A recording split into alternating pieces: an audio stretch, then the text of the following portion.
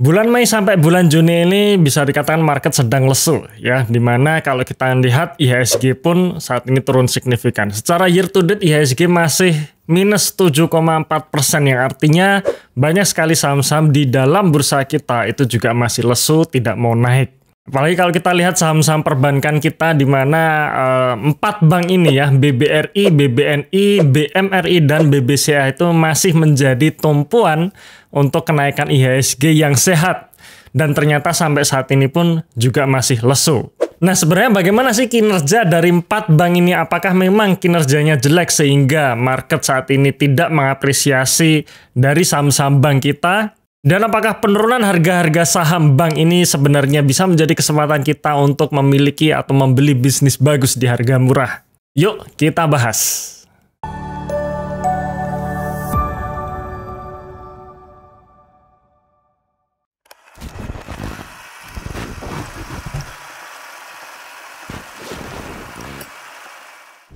Oke teman-teman sekalian, sebelum kita membahas mengenai kinerja dari 4 bank ini, saya sampaikan lagi tanggal 7 Juli besok di Jakarta, kami akan mengadakan event di Investor Meetup. Di mana nanti di sana saya akan share bagaimana kita bisa survive di pasar saham dalam kondisi market apapun. Saya juga akan share bagaimana dalam 4 tahun terakhir kinerja portofolio saya selalu beat the market, termasuk saya optimis tahun ini pun juga masih melanjutkan kenaikan portofolio saya yang mengalahkan market. Kuota tanggal 7 Juli besok terbatas, jadi pastikan teman-teman sudah mengamankan tiketnya ya. Linknya di bawah ini ya. Oke, kita mulai dulu dengan BRI atau saham dengan kode emiten BBRI. Nah, kita lihat perkembangan harga saham BBRI sepanjang tahun 2024 ini, di mana untuk saat ini saham BBRI diperdagangkan di level 4180 ya. Video ini diambil tanggal 16 Juni 2024 atau harga terakhir tutup buku tanggal 14 Juni kemarin. Secara year to date, saham BBRI sudah turun 27% dan harga 4180 menunjukkan level PBV 2,5 kali dengan PI rasio 10 kalinya. Ini hitungnya kalau dari awal tahun ya, tapi kalau misalkan kita lihat dari harga tertingginya di 6.400 bulan Maret lalu, penurunannya sudah kurang lebih di atas 30%.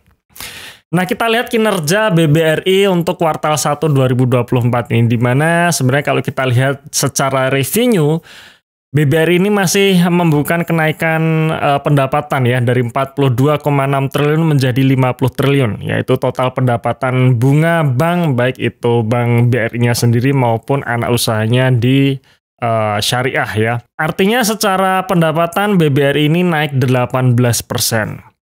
Tetapi kita lihat pendapatan bunga netnya alias setelah dikurangi bunga untuk para deposannya ya, atau bunga untuk simpanannya, dana-dana simpanannya, ternyata hanya bukan kenaikan 10% dari 3,27 triliun menjadi 35,9 triliun. Ya, di sini ada kenaikan beban bunga yang cukup signifikan ya, dari 9,4 triliun menjadi 13,9 triliun. Alhasil di sisi laba bersihnya pun untuk BBRI cenderung kurang memuaskan ya, atau bisa dikatakan mengecewakan, di mana kenaikan labanya hanya 2% dari 15,5 triliun menjadi 15,8 triliun rupiah. Sekarang kita lihat untuk BMRI atau Bank Mandiri. Nah, dilihat dari pergerakan harga sahamnya pun Bank Mandiri ini juga tidak terlepas dari penurunan harga saham ya, yang dimana di bulan Maret lalu BMRI sempat menyentuh level 7.500 ya, dan saat video ini diambil harga saham BMRI menyentuh di level 5.750. Kalau kita hitung secara year to date, turunnya terbatas ya, 5%, minus 5%. Yang artinya penurunannya lebih kecil dibandingkan BBRI yang baru saja kita bahas. Di harga 5.750 menunjukkan level PBV 2,2 kali dengan PI rasio 11 kali. Nah, ini kalau kita menghitungnya sejak awal tahun. Tapi kalau kita hitung dari level tertingginya di tahun ini di harga 7.500, ya penurunannya juga cukup signifikan ya. Di atas 20% minusnya. Sekarang kita lihat kinerja BMRI untuk kuartal 1 2024. Di mana secara total pendapatan bunga ini juga masih tumbuh, masih naik 13% ya, dari 31,3 triliun menjadi 35,5 triliun rupiah. Tetapi untuk netnya ternyata kenaikannya hanya 5%, dari 23 triliun menjadi 24,1 triliun. Di sini juga ada kenaikan beban bunga yang cukup signifikan.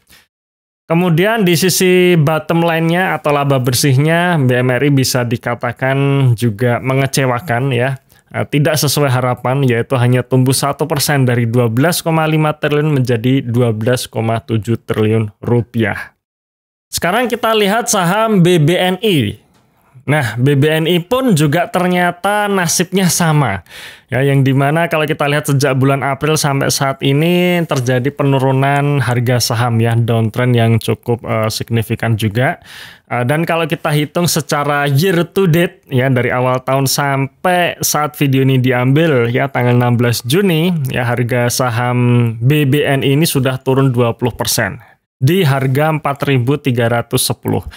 Harga 4.310 menunjukkan level PBV 1,1 kali dengan PI rasio 8 kali. Dan sekali lagi ini kita hitung secara year to date. Ya, kalau kita hitung dari harga tertingginya di bulan Maret lalu, penurunannya juga sudah sekitar 25% ke atas ya, sekitar 25% sampai 30%. Ya, nanti silahkan teman-teman tonton hitung sendiri dari 6.200 ke 4.310. Nah, sekarang kita lihat kinerja BBNI untuk kuartal 1 2024 ini, di mana kalau kita lihat pendapatan bunganya pun sebenarnya juga masih tumbuh ya, masih tumbuh 7%. Dari 14,8 triliun menjadi 15,8 triliun. Tetapi pendapatan bunga bersihnya ya atau netnya setelah dikurangi bunga untuk para deposan ini justru turun. Turun 10% dari 10,4 triliun menjadi 9,3 triliun. Ya, di sini kita juga bisa lihat ada kenaikan beban bunga yang cukup signifikan juga dari 4,3 triliun menjadi 6,4 triliun. Ya, nah makanya pendapatan bunga bersihnya pun justru turun. Kemudian untuk laba bersihnya naik ya, naik 2%. Ya, jadi ada pendapatan lain-lain yang cukup mendongkrak laba BBNI sehingga laba bersihnya itu masih naik 2% dari 5,2 triliun menjadi 5,3 triliun rupiah. Tapi tetap BBNI juga dipandang kinerjanya yang mengecewakan juga ya, karena growth dari revenue-nya tidak mampu untuk menaikkan bottom line-nya di sisi laba bersih. Nah, yang terakhir kita tengok BBCA. Bagaimana dengan saham BBCA? Ternyata kalau kita bandingkan dari keempat bank ini, BBCA, BBRI, BMRI, dan juga BBNI, ternyata BBCA ini lebih bertahan ya. Karena kalau kita lihat secara year to date penurunannya cukup terbatas ya, minus 2%.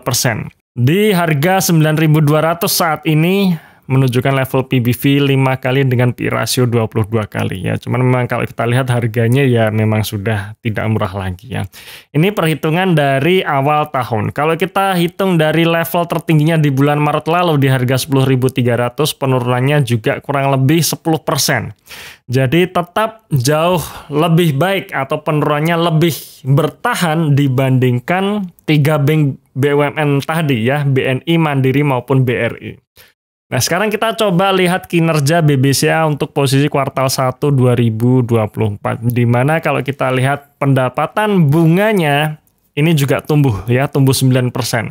Dari 21 triliun menjadi 23 triliun rupiah.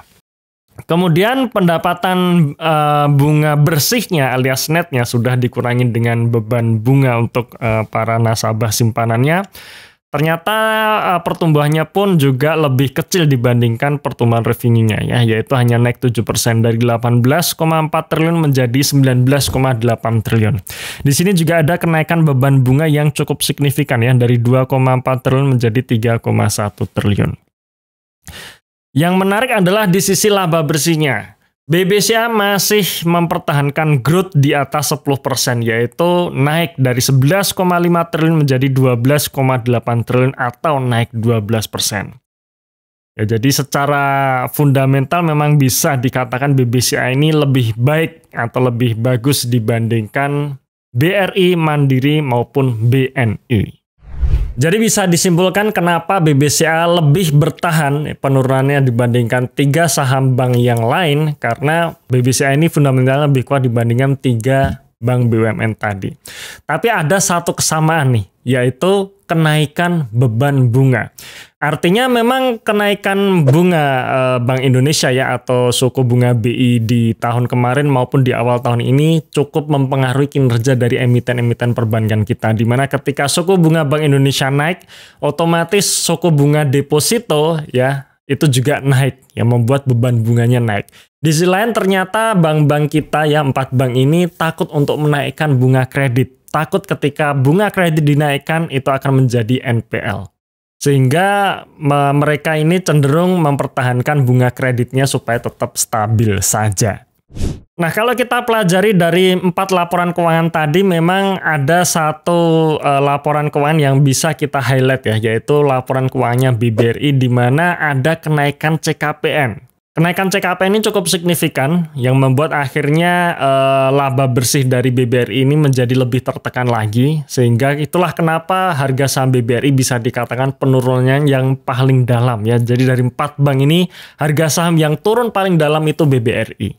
Kenaikan CKPN ini kalau kita pelajari lagi ternyata disebabkan oleh naiknya NPL di segmen mikro. Jadi bisa dikatakan untuk tahun 2024 ini mikro masih belum survive.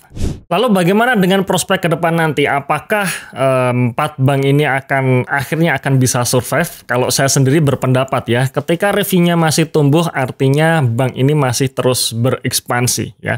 Mereka mencari nasabah-nasabah baru, berusaha untuk mencari nasabah baru sehingga revenue pun bisa naik. Terbukti ya 4 bank ini secara revenue atau pendapatan bunga itu rata-rata semua masih naik.